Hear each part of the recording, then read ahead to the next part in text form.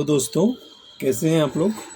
दोस्तों, आज मैं एनीमिया के बारे में बात करने वाला हूं।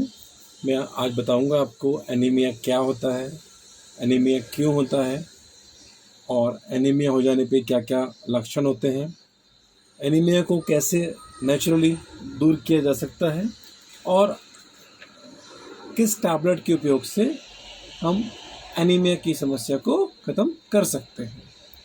दोस्तों, सबसे पहले बात करते हैं एनीमिया के बारे में। एनीमिया क्या होता है? जब हमारे शरीर में आयरन की कमी की वजह से हीमोग्लोबिन कम हो जाता है, ऐसी स्थिति को एनीमिया कहते हैं। वैसे तो एनीमिया के बहुत सारे कारण हैं, लेकिन जो मुख्य कारण है वो है खून में आयरन की कमी हो जाना। इंडिया में करीब 58% बच्चों में एनीमिया की समस्या देखी गई है और जिसमें 53% जो है वो गर्ल्स में एनीमिया की समस्या बहुत ही कॉमन है। इंडिया में जो 50% प्रेग्नेंट लेडी होती हैं उसमें एनीमिया की समस्या होती है और अराउंड 90% फीमेल में कभी ना कभी खून की कमी देखी गई है। मैं आपको बता देता हूँ आयरन क्या है। जो एक मिनरल है और ये जो रेड ब्लड सेल होती हैं ब्लड की, उनके साथ ऑक्सीजन कैरी करने में मदद करता है। हमारी बॉडी को तकरीबन 18 मिलीग्राम आयरन पर डे की रिक्वायरमेंट होती है। आयरन एक प्रोटीन जिसका नाम है ग्लोबिन के साथ मिलके हीमोग्लोबिन बनाता है और ये ऑक्सीजन कैरी करने में, बॉडी के प्रत्येक पार्ट में ऑक्सीजन कैरी करने में मदद करता है। नॉर्मली पुरुषों में हीमोग्लोबिन का लेवल जो है वो 13.5 ग्राम पर डेसीलीटर होता है और वुमेन्स में, लेडीज़ में जो है 12 ग्राम पर डेसीलीटर होता है। अगर हीमोग्लोबिन का लेवल इससे कम हो जाता है तो आयरन डेफिशिएंसी इसको माना जाता है और उसके लिए आयरन का सप्लीमेंट स्टार्ट किया जाता है। अभी आपको बताता हूँ कि कौन से लक्षणों से आपको पता चल सकता है कि हमको आयरन डेफिशिएंसी है या एनीमिया है। सबसे पहले है कमजोरी, थकान, चिड़चिड़ापन। पेशेंट को हमेशा कमजोरी रहती है, थोड़ा सा काम करने में थक जाता है, उसकी सांस फूल जाती है और चिड़चिड़ापन रहता है। थोड़ा सा चलता है तो उसको सांस लेने में तकलीफ होने लगती है, थोड़ा काम करने में सांस लेने में तकलीफ होती है, क्योंकि आयरन की कमी होने की वजह से रेड ब्लड सेल जो है हमारी, वो ऑक्सीजन कैरी नहीं कर पाती हैं और इस वजह से काफ़ी सांस लेने में तकलीफ होती है। सिर में दर्द बना रहता है, हाथ पांव ठंडे हो जाते हैं, स्किन हमारी और नाखून पीले पड़ने लगते हैं, हाथों और पैरों पे सूजन आ जाती है और पेशेंट काफ़ी डिस्टर्ब रहता है। अगर आप में ऐसे कुछ लक्षण हैं तो आपको तुरंत डॉक्टर से संपर्क कर लेना चाहिए और डॉक्टर आपको हीमोग्लोबिन का टेस्ट करने को बोलेगा। और अगर आप पुरुष हैं और आपका हीमोग्लोबिन 13.5 ग्राम पर डेसीलीटर से कम आता है तो आपको समझ लेना चाहिए कि आपको एनीमिया की प्रॉब्लम है। और अगर फीमेल में 12 ग्राम पर डेसीलीटर से कम होता है तो उनको भी एनीमिया की प्रॉब्लम होती है। वैसे अक्सर देखा गया है कि पुरुषों में हीमोग्लोबिन की प्रॉब्लम या एनीमिया की प्रॉब्लम कम होती है, कम लो होने की, लेकिन महिलाओं में अक्सर एनीमिया की प्रॉब्लम देखी गई है। क्योंकि आप देखेंगे कि पीरियड्स में भी महिलाओं को काफ़ी ब्लड लॉस होता है और वो अपने डाइट पे भी काफ़ी ध्यान नहीं रखती हैं। इस वजह से इंडिया में एनीमिया की प्रॉब्लम महिलाओं में बहुत हद तक देखी गई है। अभी मैं आपको बताता हूँ कि ऐसे कौन से खाद्य पदार्थ हैं जिनके द्वारा आप एनीमिया की समस्या से छुटकारा पा सकते हैं। देखिए, सबसे इम्पोर्टेंट है पालक।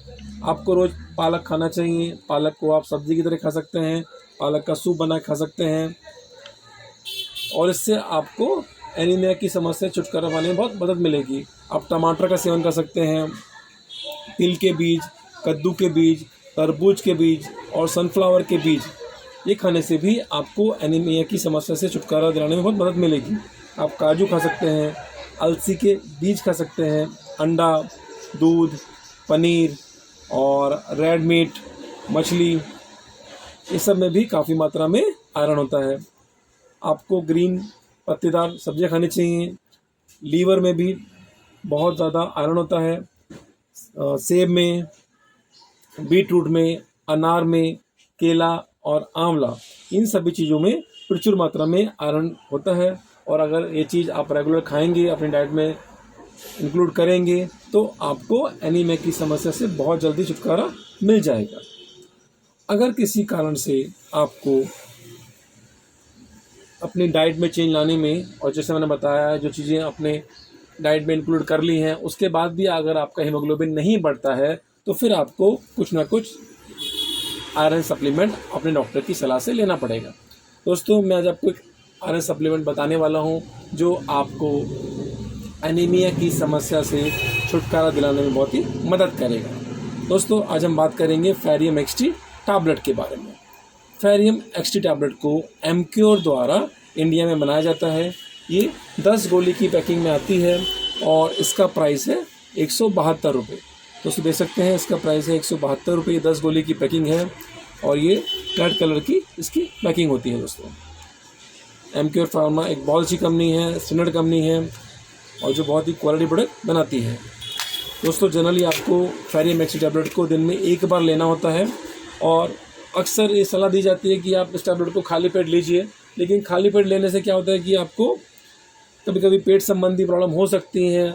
इसके लिए जनरली लोग इसको खाने के बाद लेते हैं।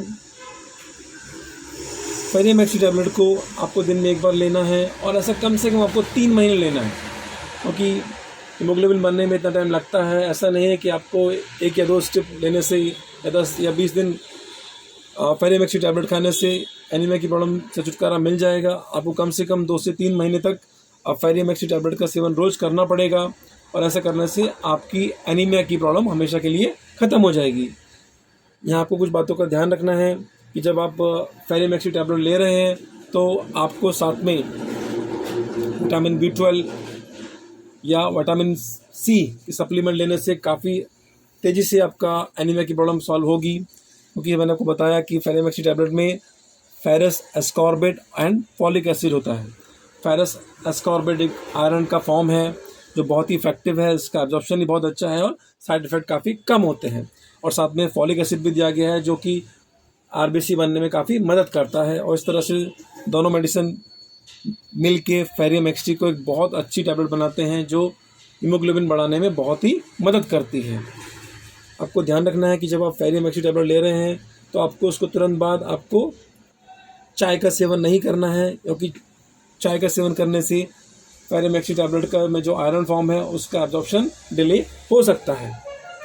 वैसे तो फेरियम एक्सटी टैबलेट एक काफ़ी सुरक्षित मेडिसिन है, फिर भी कुछ लोगों में पेट संबंधी साइड इफ़ेक्ट जैसे कि लूज मोशन होना या कब्ज हो जाना, ऐसे कुछ साइड इफ़ेक्ट देखे गए हैं। ये नॉर्मल साइड इफ़ेक्ट है, इससे ज़्यादा प्रॉब्लम नहीं होती है।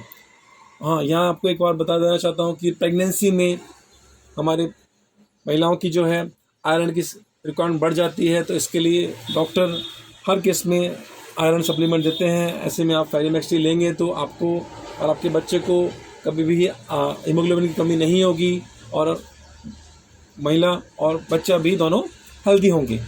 इसके लिए प्रेगनेंसी में भी फेरियम एक्सटी लेना बहुत ही आवश्यक है। आप अपने डॉक्टर की सलाह से फेरियम एक्सटी का सेवन कर सकते हैं। दोस्तों, मैं आशा करता हूं आपको फेरियम एक्सटी के बारे में ये इन्फॉर्मेशन अच्छी लगी होगी।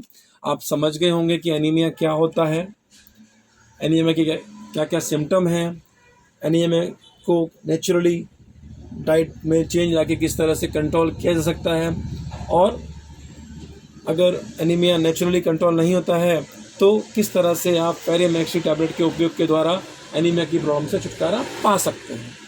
दोस्तों, अगर वीडियो उपयोगी लगा है, यूज़फुल लगा है आपको, तो प्लीज़ इस वीडियो को लाइक करिए और मेरे चैनल आपका अपना फार्मासिस्ट को सब्सक्राइब भी कर दीजिए। दोस्तों, आपका बहुत बहुत धन्यवाद।